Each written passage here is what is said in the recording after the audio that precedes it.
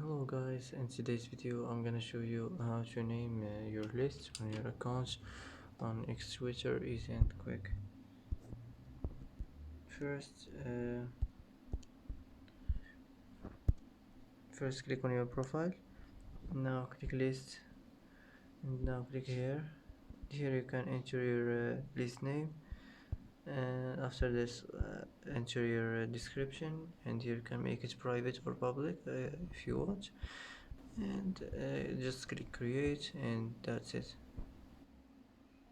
And that's it for today's video. If you like this video, don't forget to like and don't forget to subscribe. I hope this video is helpful for you, and thanks for watching until the end, and see you in the next video.